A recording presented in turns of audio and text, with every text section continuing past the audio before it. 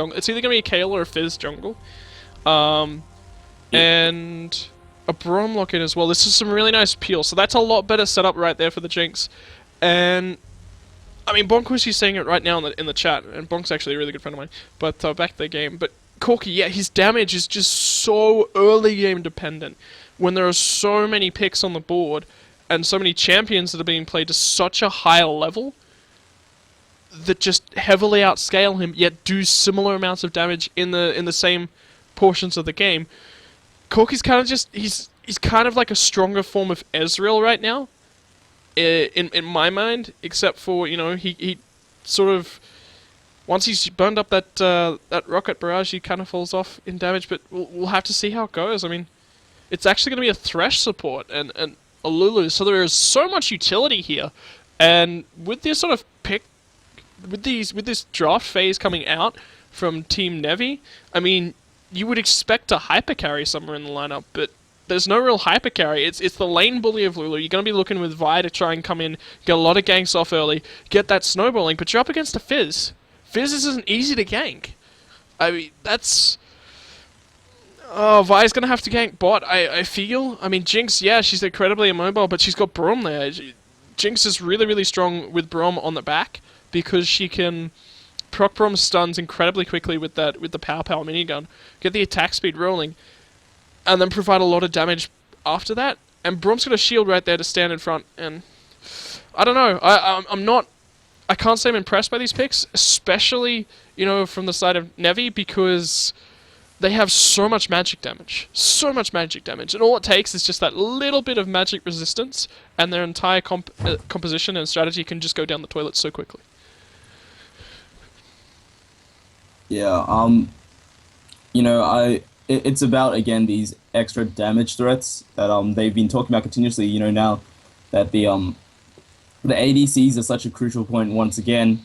You know, since both ADCs can be pumping a lot, it's about the extra damage from your top and mid laner that can be coming out. And, you know, with, as you said, it's you know, a Lulu and Maokai, there's not going to be a lot of damage coming out from these extra lanes. Where you see on the other side, it's going to be a Yorick who's going to be able to ult someone to keep them back in the battle once again, and at the same time be dealing a decent amount of damage depending on where his route goes. You know, I don't expect an AP Maokai, but you can maybe expect an AD Yorick. Possibly maybe also a AD Vi. If she gets rolling, we could see maybe a more solo QS build where you do go for that full damage build and you know, hope to just continuously find those ganks again and again. But we'll have to see what these teams have in store, because I'm pretty sure that Nevi have noticed that they're pretty much lacking on that late game damage if it gets to that point. Yeah, absolutely. I mean, their siege isn't all that strong as well. You've got they have to dive really to get a solid siege off. That's what their composition wants to be doing. It's about finding those picks, finding those easy kills, death sentence into Twisted Advance, Vault Breaker, all that sort of stuff to set up a gank or a pick somewhere in the jungle. And if they can't find those, they've got no other strengths. That's exactly what they're relying on. Their team fights, it's really not all that great. I mean, they do have bonus resistances from the Maokai and a lot of bonus health. So when you combo that in, there's a lot of effective bonus health around the team. Effective bonus health is the important word here.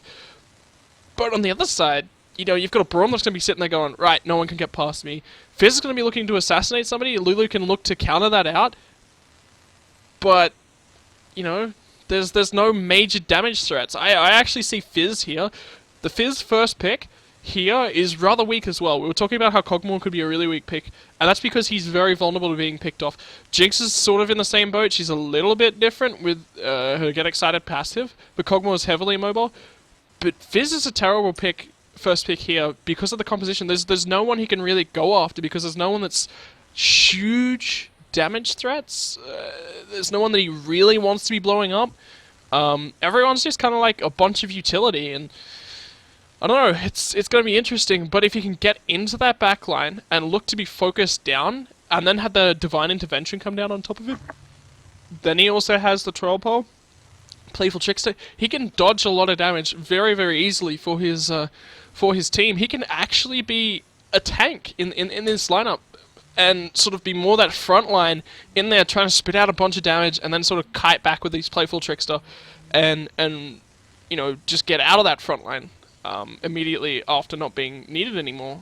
But I don't know. It's going to be an interesting game. These compositions certainly have their focuses. As Braum, Yorick, Jinx is focused on Jinx, and then the Kayle Fizz is focused on that assassin potential. And then obviously the heavy pick comp that we've already spoken about from the side of Nevi. I mean, it's going to be an interesting game. I'm really actually excited to see how this one comes out. I haven't seen a bunch of Corki lately, so I'm rather excited to see what he can show me on this one. So. Well, yeah, we did see a bit of Corki in a few LCS games.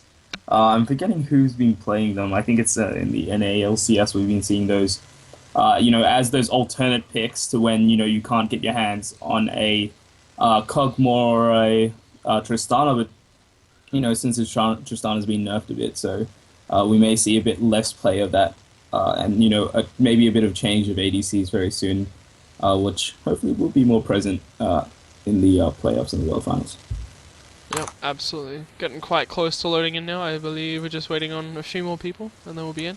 My favorite patch change, actually, speaking of the last patch notes, was the buff to potatoes. I really like the spud buff because now we get to load into games and we get to see more League of Legends a lot faster. And 30 champions changed, but potato buff is the best.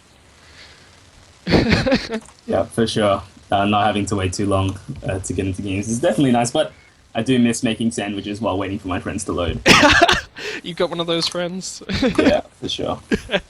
It's actually really funny because they made the buff to all the computers, and then the two guys that I always play with that have terrible computers already had new computers in the mail to them. So it was just like, well, why did we even bother? The entire reason we just bought a new computer. A bit unfortunate. Yes. It's kind of hilarious. It's funny. But never a bad thing. You always get to play better that way. Yeah, exactly. You always get to play more games, I suppose, now. But, yeah, we should be on the Rift in just a few seconds. I'm interested to see where these team comps actually go at level 1. And actually, we need to talk a little bit more about this top lane. Haven't seen a huge steal of Yorick recently. We've been seeing a little bit of Maokai, and he has certain strengths that he brings to the table. And they're not laning strengths. He's a terrible laner. He has such high mana costs that he really needs that blue buff. So, keep an eye out for those. I'm interested to see how he plays him on that front, how the mana management comes in. But he does have a nice amount of sustain if you are up against the caster, and Yorick is a caster, because he's going to be proccing off that passive from Maokai quite regularly. And interested to see how that one goes. Yorick, I do actually expect... I would like to see Yorick build a tier and then go straight into a Spirit Visage. Because there's so much magic damage on the opposition team that if he goes in that Spirit Visage, his ghouls are going to be healing him so much. And then he makes his flask more worth as well. Any potions he picks up. And he trades a lot better as well. Basically, the tier is the only thing that he needs to get his lane snowballing, and then he should just go into this Spirit Visage, just for all those defensive stats, all that bonus healing, and the CDR will help him incredibly in that lane. Yeah, frankly, I might be feeling a chalice here for the Yorick. Obviously up to him what he's going to be picking up. Either one will work. The bit of magic resist you get from chalice, plus the mana regen will be nice. Tier obviously great as well for that, but it looks like the invade was just to drop a few wards, weren't looking for too much else, and both teams kind of had the same idea, maybe thinking that someone would invade through the bottom rather than the standard way through.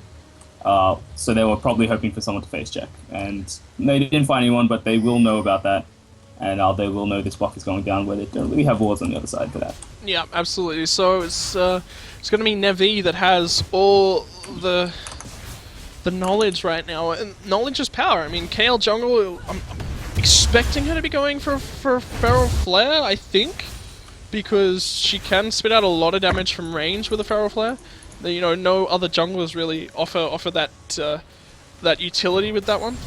But, well, yeah, I expect the same. Frankly, she doesn't have any AP sitting on her right now, so you kind of expect that Feral Flare just to naturally be on Kayle, especially since you're going to be relieving so much, well, not really putting so much pressure this game as a Kayle anyway. I expect it to just be farming up, and Feral Flare is probably the best way to do that.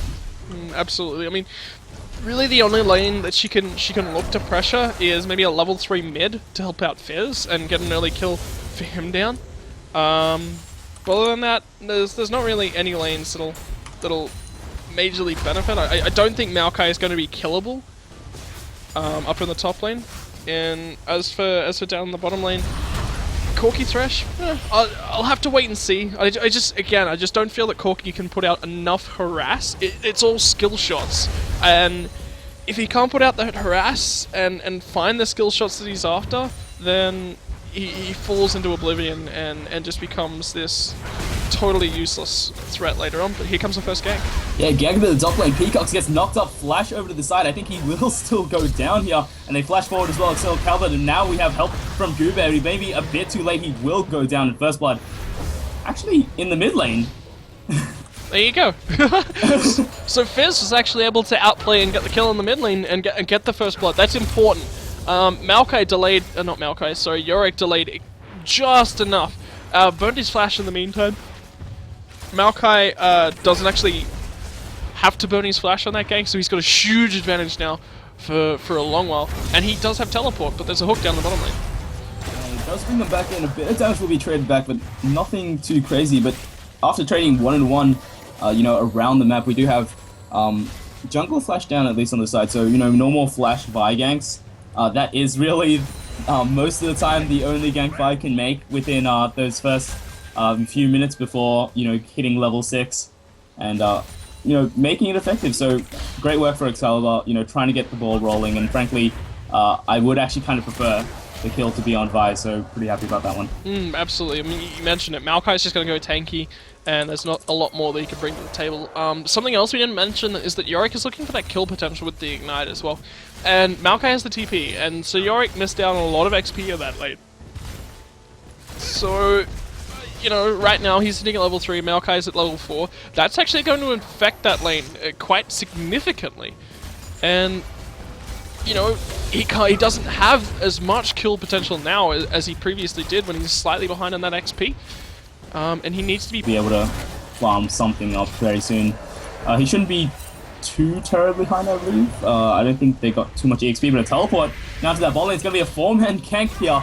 They're going to get onto Holy Grail, the hook, the flash onto Country Carrots. He will be the one caught out, and now a flash from Maokai as well. Gets onto Holy Grail. He will go down. Now Crunchy Carrots is getting away. The Unbreakable just way too strong, and he is going to be getting away, but that was a kill for a lot of summoner spells, frankly, burnt there. Yeah, but they're worth it. I mean, Maokai getting a teleport, getting another assist on the board. He's missing out on a lot of CS in that top lane, but right now it's worth it. He's helping out his team. They're getting the snowball that they really need to get. And the second kill, 2 kills onto Vi. She's going to be a big threat. And we were talking about Kale going for the Feral Flower route. She's actually gone in for the Madrid's Razors already, so we're actually expecting that one. She does have decent AoE clear, and she does become a decent late game threat as well, but in the mid lane. Yeah, so the pressure's still being put in by Foxer here. He's really the shining light right now, since all lanes have been affected by this Vi already. Maybe see a gank to that mid lane potentially very soon, but it looks like Tade in a whole lot of trouble now. Foxer go aggressive onto him. The Ignite is down and the burn going through, but maybe not enough, and now Foxer maybe in a bit of trouble, but it looks like he's not going to be going for that trade. But this is what we were talking about. The Kale not putting any early pressure means that every lane is pretty much a free gank for Vi, knowing that there probably won't be a potential for any counter gank until that Kale probably hits 6, where she can provide that ulti just for a bit of negation. And frankly, even then, they may not have enough damage to take down anyone. I mean, Maokai's going to be putting up the same slow that Kale is. In the bot lane, we're going to have a Thresh, which does help a lot with escapes, and Corki has such good getaway. Valkyrie, you're not going to be using that to really go aggressive most of the time, just for an exit, and such a long distance. Yeah, but now Maokai's flash is down. I actually expected a maybe early game of Maokai. Now they've lowered down his mana cost. You have a lot more ability to spam, which is really great for Maokai. And we only see a Fairy Charm right now for Yorick, so tier still to be made most likely here. Could still be a Chalice, we're betting here on whatever will come out. But as you said, the blue buff's going to help so much for Dade, because frankly, he needs to pop that shield every time he gets harassed, and it will negate a lot of damage. Yeah, it's that positive trading mechanic, but here comes the bottom lane gank. Yeah, looking for the gank, goes right through the traps with the Vault Breaker, and sadly not going to find anything there, but does have the Assault and Battery still up, so maybe a gank onto the mid lane after they see the Troll Pole being used. Actually, maybe looking for an invade here. I think this is pretty good that, they see the mid laner gone, but they're not going to go for it, sadly. That would have been a good moment there. But, bot lane not really in a good position to take care of that. Yeah, I mean, you're right there. Bot lane weren't in a good position to sort of maybe help out. They're a long way away. Kayle, no idea where she was, but they knew that her second buff set would be up, so it was a little bit of a risk. If she just picked up that red buff, then she'd have a nice little advantage, but, obviously, without the red buff, she wouldn't have been in the position to trade out. But, knowledge, it's all about that knowledge is power. And, I mean, they do have a pink ward down in their opposition jungle. There is a pink ward right here, right now, at the back of this red buff. And that'll spot out any bot side potential aggression, potential dragons coming out, anything like that.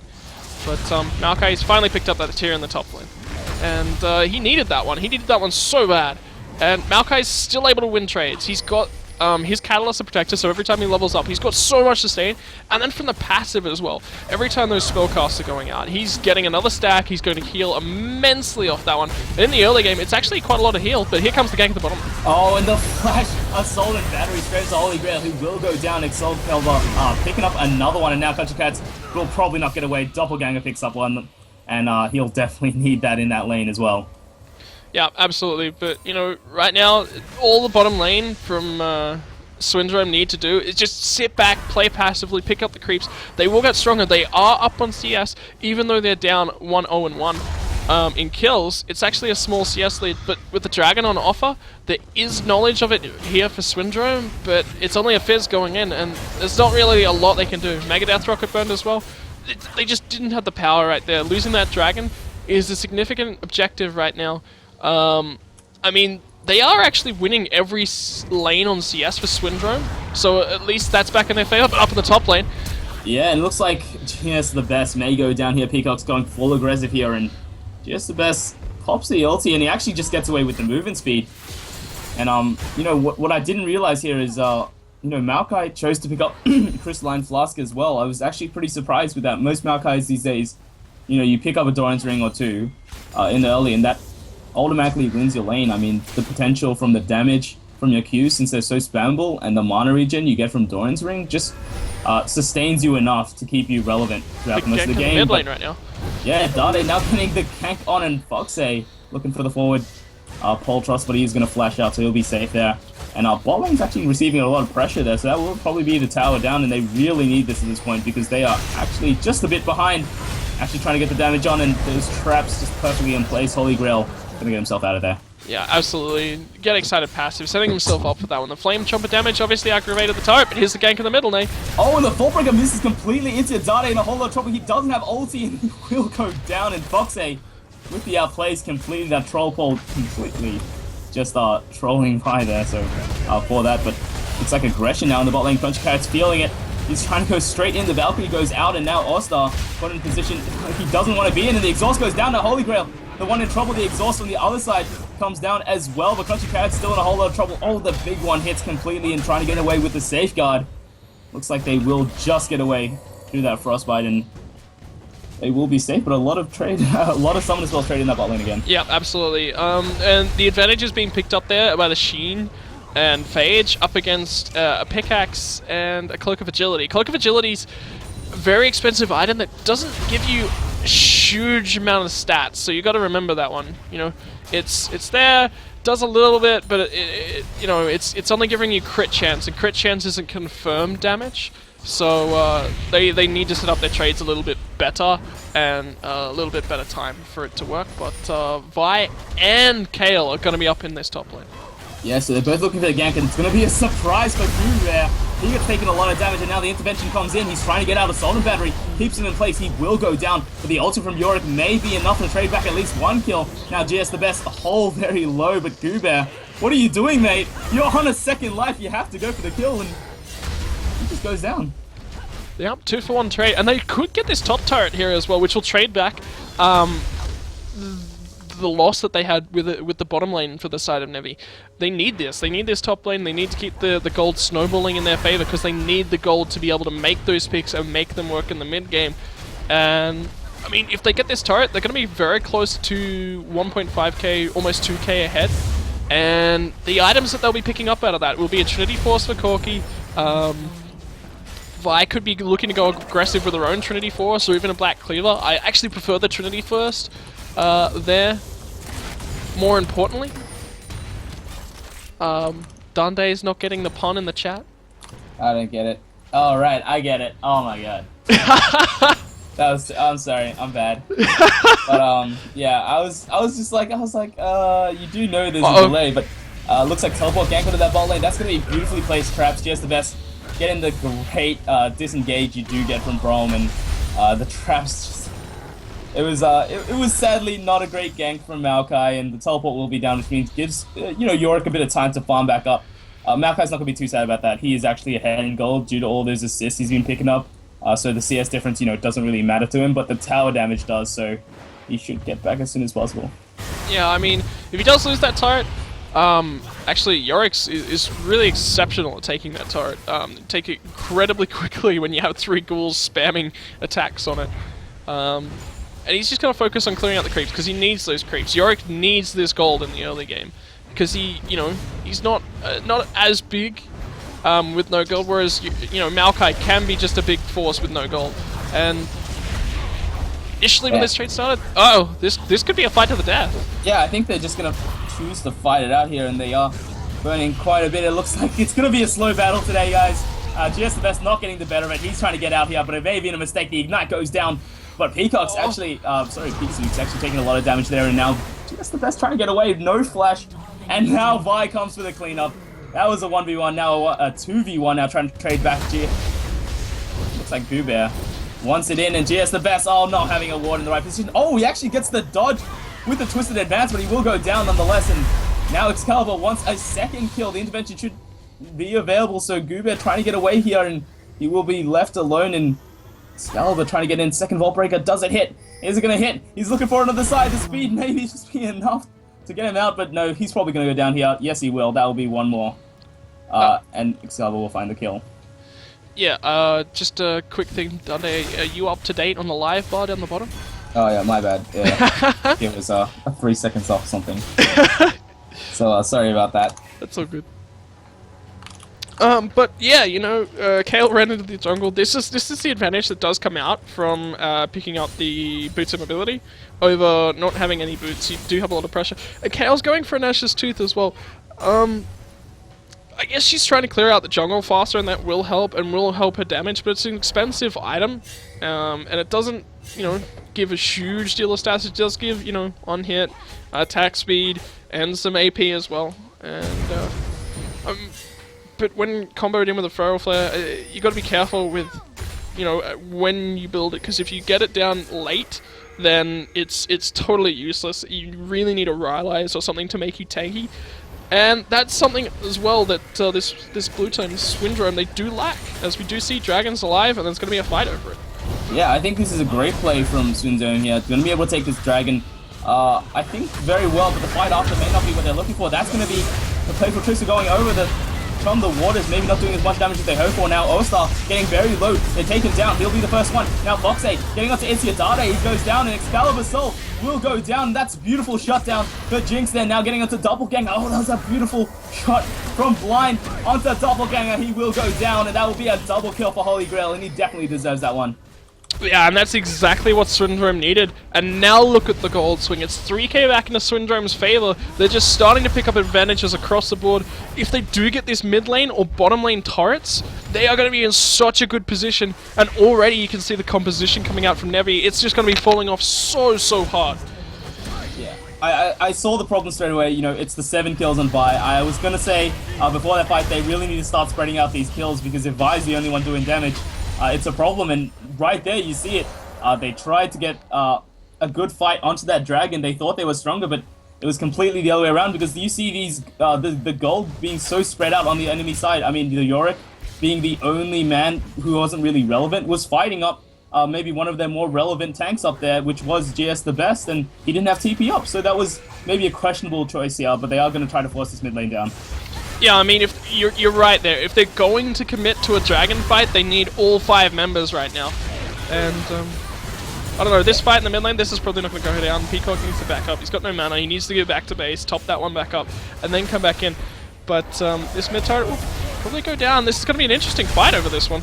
Yeah, they really want to keep it up, and I think they can defend this because Corki's not there, and Corki is most of the poke and most of the, tower hitting damage here, and not being there for the push is, it's kind of questionable. I think he was just clearing out that bot lane, so, just doing his best to just keep himself a bit more relevant, since he is going to fall off, as you said. Just picking up that Triforce, but now, we have an IE on the Jinx, and I'd have to give, the value trade here to Jinx, because an IE is definitely more worth it here. Yeah, absolutely. And when you look across the teams, there's resistances, there's health starting to come in onto the side of Yorick, onto the side of Braum, and health is actually greater than just flat resistances. If you have the option against a mixed damage team of picking up, health or resistances, you need to go the health first, because, coming into the mid-game team fights, if you've only got resistances, look at Vi's build. She's only got magic resist now and a small amount of health. You mentioned that Infinity Edge on Jinx, and that is going to be doing so much damage to her, and Jinx just picked up a bunch of kills in that last dragon fight, and the dragon, and a mid lane turret. Jinx got us so much gold in the recent past, and now Vi's not itemized to deal with it, That's going to be something that they're going to have to watch. Jinx is going to be such a huge threat, and they need to pick her out, and her positioning behind this Braum has been absolutely crucial, but here we go. Yeah, that's a beautiful Braum ulti. Cancels out the bolt break, and Excalibur's Soul in a bad position. The ulti yet to come out for Braum. I think the outcome goes straight into this. Is so much AoE damage coming from Jinx. They're in a bad position. That's going to be 3 kills already now, looking for the chase into Dati. Gonna go down, and they're gonna find the last man. Doppelganger gets stunned up. The ulti comes through, Super Mega Death Rocket straight to the face. That's gonna be a cook on the side of that one as well, and even Braum will pick up a kill for himself. And that was a great fight for the Swindrome, and they will be able to push mostly another tower here or two. Well, yeah, I mean, that was a 4v5 fight as well. There is nothing more painful than building a bunch of magic resist. Look at that. Maokai's going for the magic resist as well right now. And he's up against somebody in lane that's an AD threat. He's up against a Jinx that has just become really, really big. Fizz hasn't died yet. That's great. Kale's also AP. That's fantastic. But if you aren't itemizing to deal with both the threats, you're going to be in a lot of trouble. And, I mean, we just saw that in the last fight. 4v5 already. 10k now, the gold difference. And this one's basically over to Swindrome. Because look at the team comps. We said pick heavy. They are so pick heavy. They are so pick reliant from Nevi. We said that at Champion Select. Now they're behind in gold. They need to get a pick. They're going for straight out 5v5s, but Crunchy Carrots might be the pick they're after. Yeah, I don't think this is the man you're looking for. He's going to just start walking out here. I think they may not be able to actually get him. That was a swing and a miss from Excalibur Soul trying to get onto him. It looks like they will be after a few more hits, but it looks like the rest of the team, they're going to have to burn quite a bit here. They will catch onto Crunchy Carrots, and now, after that pick, what do? I mean, there's still 4 damage threats coming out here. We see Yorick, he's picked up the Spiritual Visage, which counters, as you said, most of the team's damage, AP Corki, Corki, as he goes AD, still does a lot of AP damage. You see that he picked up Sorcerer's Boots. We have a Lulu who's been pretty much behind the whole game. I'm not going to be pulling too much, as well as the Maokai, who is starting to go to that tanky side in the Vi, is really all they have to deal with, and that is pretty much easily counted. We've seen there, a lot of negation from that Kale, from that Braum, and as well as the Yorick ulti going to be, start to become relevant as they come to these 5v5 fights. I really like seeing Giant's Bolt's items, which obviously relates itself to a lot of armor onto the side of Vi, but I just prefer Giant's Bolt's items on her. TP's coming out from GS in the top. Yeah, he's just getting away from here. He knows he was in a bad position. There was 2 coming up. Wise to teleport out there. Was a good play there by Guga Bear, just capitalizing on that Maokai's immobility. Yep. But they will be defending for now, and I think the siege shouldn't take maybe too long. I expect, Jinx to get a few hits with the Q up onto those rockets. Maybe we'll be able to get a few hits here. And same with the top lane. The split push pressure, they know they're strong enough. They know have enough disengage here for the Jinx to allow them to split push like this. Yeah, absolutely. I mean, actually, we're going to see a fight coming down. Yes, it gets right into the top. That's going to be Inspection popped earlier. I think he's quite wise, but it looks like Pizuk's going to be the man left behind. I have no idea what's going on. Jinx is actually pushing down the bot lane as we speak, and Pizuk's just putting as much damage as he can here. What's going on? Foxy went straight into the base. Maybe that was a bit of a rash decision there, and it looks like they're just fleeing on every front. And Jinx trying to get damage in the bot lane, but I have no idea. I think if they fought 5v5, they would have just won straight up. Yep, absolutely. I mean, splitting up, especially setting Jinx to the bottom lane when they had minion waves on the mid lane turret, was the incorrect move right there. Yeah, I mean, split with both the Yorick and also the Kayle, that's fine, but you need the rest of your team to stay together so that you can pay back the roam and the loss of pressure. I was just about to say as well, before that fight broke out, Maokai using the teleport in the top lane is terrible for Nevi. I mean, yeah, sure, he got away, but at that point, I think he was better off actually dying and removing himself from the map because there was no actual current pressure down on the map from that top lane. He would have respawned in time to be back up to defend that turret. And he the needs... Baron was up, man. I mean, well, yeah, Baron's up, Dragon's up, everything's up and on the... After losing their bit up in that top lane push, so they will be looking for more. And Holy Grail actually in a bad position here. He's actually by himself, and that is Excalibur Soul's cue to get into their GS the best, but Crunchy Carrots, they fear the sight of him, and actually, there was really no one in the area to really help besides Crunchy Carrots and maybe Foxy. Yeah, but they had no knowledge of where the rest of the team was, and that was totally risky. Kayle wasn't on the map, Yorick wasn't on the map, and it was just too risky, and there was nothing right there to back the pick up that they'd made. On the side of Nevi, they got the exact perfect pick that they needed. It just wasn't there. They just couldn't pull it off, and now they're forced to try and tank out this mid turret. Yeah, GS the best. Gonna be taking a bit down. That was actually a Chum the Waters, not doing as much as I expected to, but that is probably because of the Zhonya's Hourglass pick. Not looking to go that DFG Fizz for the one shot, but nonetheless, he is still pulling a lot in. A 505 Fizz is great for this game. Yeah, I mean, he's also 70 CS up on his laning opponent as well. You always expect Lulu to win, you know, her matchups. You need her to win her matchups. If you're picking Lulu, you have to. That's exactly what she's about, this early pressure as a solo laner. If you don't get that, then don't pick Lulu. If you don't feel like you can get that, don't pick Lulu. It's just too much of a risk for too little reward. And right now, I mean, look at this setup. They know that so many members from Nevi are on the bottom side of the map. This is pretty much a free Baron, and it's going to be Nevi starting to realize it, but I think it's too little too late. Yeah, you know, no teleport on the Maokai. You can't place him down that bot lane. You can't really place anyone crucial down that bot lane, and that's a free Baron. And they shouldn't check this. They should know it's definitely gone by now. They are backing out wisely, but you know, this could just be the death push here. I imagine they'll just go straight in. And, you know, they know of it now. The Baron's definitely taken down. And Jinx going to take this red buff for herself. But the siege should come in, and as long